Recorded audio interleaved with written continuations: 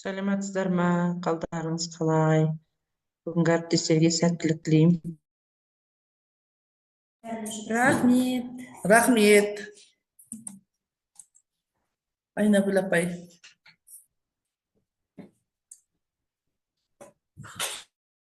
Кірді ма? Жеңіскүл Шағдаевна кірді ма? Алима Нұржанна. Саламатсыздар ма? Саламатсыздар ма? Жеңіскүл Шағдаевна кірді. Онда бастай береміз ба? Бастай беріңіздер. Жақсы. Саламатсыздар ма? Барлықтарыңызға сәттілік. Аида Төлепбекқызы. Бәрін жақсылап бастай беріңіздер. Ал. Қайырлы күн, құрметті әріптестер. Бүгін 28 наурыз күні 136 мектепте авторлық бағдарламаны трансляциясын 7 районның мұғалімі қорғайды. Біздің тақырыбымыз білім беру кеңістігіндегі оқушылардың шығармашылық қабілеттерін элективті курс арқылы жан-жақты дамыту жолдары, эстетикалық пәндер секциясы бойынша музыка, көркем еңбек, бейнелеу пәндері. Педагог зерттеушілердің педагогикалық тәжірибесін трансляциялаймыз. Алғашқы сөз музыка ассоциациясының президенті Жеңіскүл Шағдаевнаға беріледі. Әртаң әріптестер, бүгін міне біздің кезекті трансляциямыз 3-ші топқа сіздерде?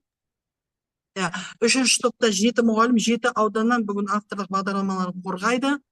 Лажы болса Алматы музыканттары түгел кіруге тырысайық, пікір қалдыруға тырысайық. Амына авторлық бағдарлама қорғайтындарға сәттілік дейміз. Бастаңыздар. Бірінші біздің ұстазымыз бастайтын Ерназарова Альбина Сәрсенбаевна, Бостандық ауданы 23-ші мектеп, педагог зерттеуші. Саламатсыздар ма? Есімім Альбина Сәрсенбаевна. Бұл бағдарлама элективті курс гимназия компоненттеріне арналған. Бұл курс 4-ші сыныптарға арналған, оқушыларға аптасына 1 рет, барлық сағаты 34 сағат. Қазірге мен кетіп алайын.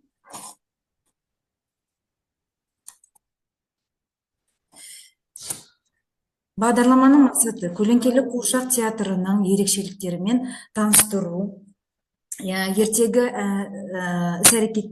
іс-әрекетті пайдалана отырып, білім алушылардың шығармашылық қабілеттерін жан-жақты дамыту.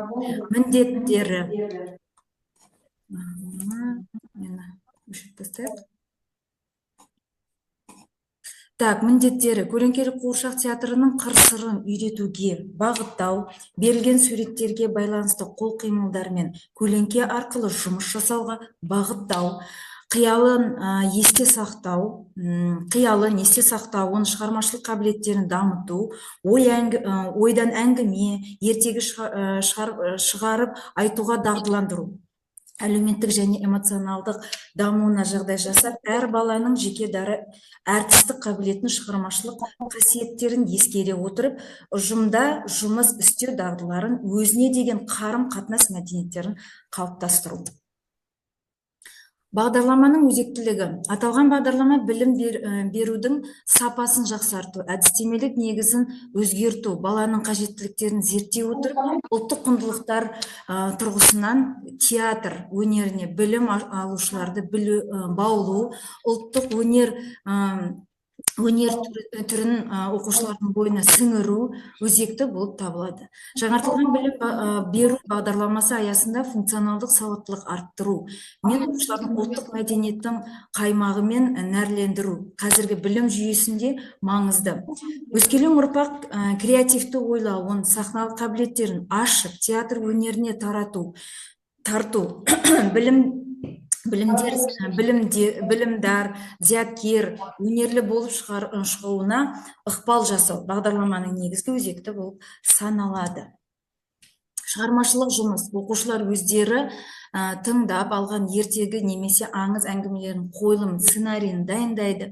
Көлеңкелі қуыршақ театрында қатты қағаздан немесе пластиктерден жасап оларды безендіреді. Қойылымның музыкалық сүйемелдеу үшін белгілі бір әуендермен немесе халық әндерді таңдайды. Топтық жұмыс арқылы сахналық көріністер құрылады. Бұл бағдарлама мазмұндық бөлімі 4-ке бөлінеді. Бірінші бөлімі театр өнері деп айтылады. Театр өнеріне біздер 8 сағат берілді. Екінші бөлімінде театр мәдениеті 8 сағат бөлінді.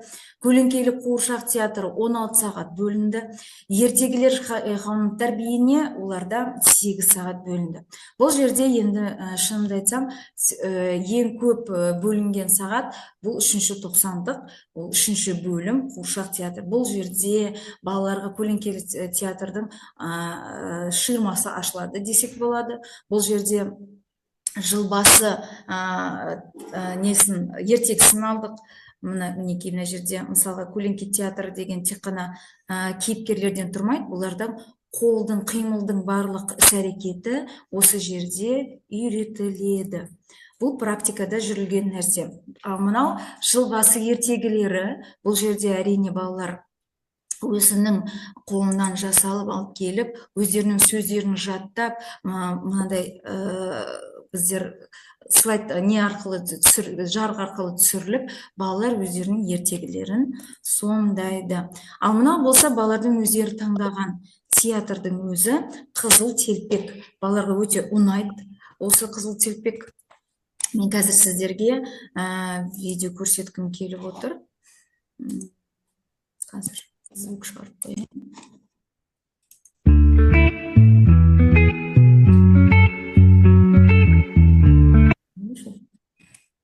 Түсіндім, қазір.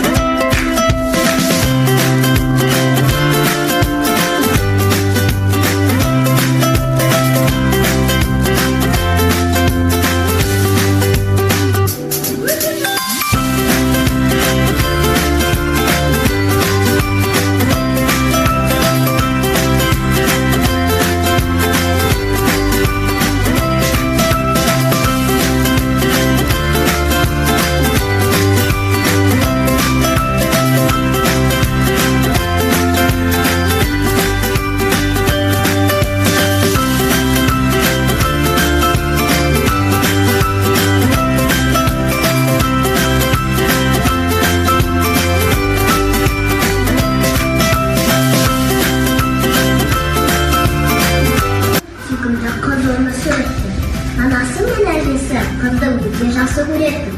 Әжесі немересінің туған күніне қызыл телпек сыйлап, қыз әжесінің сыйлығын басынан тастамай киіп жүреді. Содан барлық қызды қызыл телпек деп атап кетіпті. Бір күні анасы бәліш пісіріп қызына, анасы: «Қызым, мына бәлішпен бір құтымайды, әжеңе апарып хал жағдайын біліп айтшы. Жарайды анашым, апарып берейін. Қызыл телпек балыш пен май салынған себепті алып әжесіне аттанады. Әжесінің ауылына жету үшін орман арқылы өту керек. Орманда күн теріп, өлең айтып асықпай жүреді. Орман ішінде қыздың алдынан қасқыр шығады. Қызыл телпек, сен қайда барасың? Мен әжемнің үйіне барамын. Пісірген бәлішпен бір қотымайды алып. Мен қайда тұрады? Ол орманның ар жағындағы ауылда, дененің жанында бірінші үйде тұрады. Қызыл телпек қасқырға әжесінің тұратын жерін айтып береді. Тоқ, бұл кім? Әже, бұл мен ғой, немере қызым. Қызыл телпек, мен қонаққа келдім. Бұл жерде енді толық көрсетуге болар еді, уақыт шектеулі болғандықтан мен сіздерге айтарым, бұл жерде балалардың өзінің бірақ қана сабақ емес, бұл жерде әрине. Бұл жерде балалар бірнеше сабақта өздері дайындалады, ойларын жеткізу үшін, оның дауысын, эмоциялық нелерін барлығына біздер тоқталамыз, дауыстың жұмысына, ырғағына.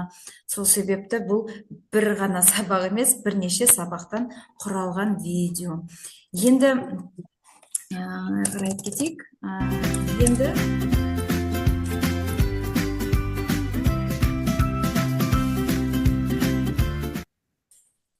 Енді қазір бір секунд.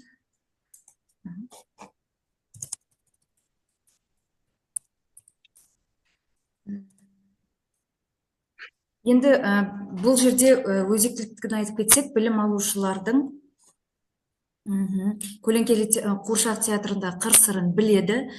Берілген суреттерге байланысты қол қимылдар көлеңке арқылы жұмыс жасайды.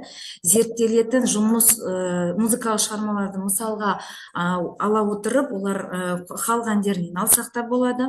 Бағдарламада берілген әр тақырып жас ересектеріне заманауи технологиясын дұрыс және тиімді қолдануға пайдаланады.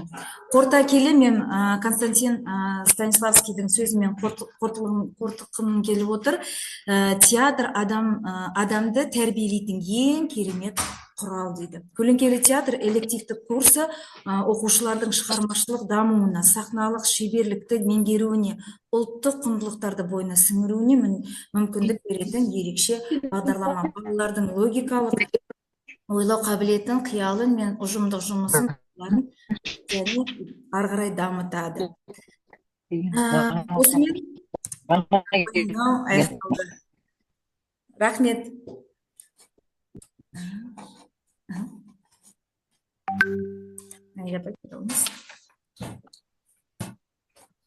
Құрметті әріптестер, бүгінгі авторлық бағдарлама қорғаған, өздерінің авторлық бағдарламаны таныстырған әріптестерім өте жоғары дәрежеде болды. Әсіресе маған қазіргі кезде мектепте көбінде актерлік шеберлікке баулу өте қиын.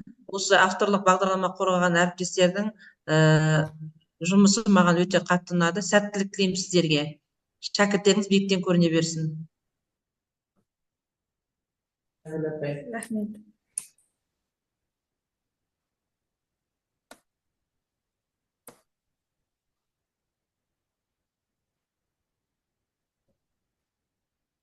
Уақыт аяқталған болса шыға берсек бола ма? Мектепте жұмыстарымыз болып жатыр. Сәттілік тілеймін, жақсы сау болыңыздар. Әріптестер, сәттілік тілеймін. Мен айтып кетейінші. Бүгінгі бағдарламалардың бәрі өзекті тақырыптар, саламатсыздар ма? Ішіндегі ең бірінші қорған Альбина Сәрсенбаеваның қуыршақ театры маған. Теневой театр өте қатты ұнады, шынымен де. Мен ойлаймын, баршаларыңызға да ұнаған шығар деп. Барлық әріптестерге үлкен рахмет. Бүгін қорықпай, қорғап, барлықтарыңызды өзекті мәселелерді көтеріп отырғандарыңызға үлкен рахмет. Нұржия апай, саламатсыз ба? Апатай менің. Қалыңыз қалай?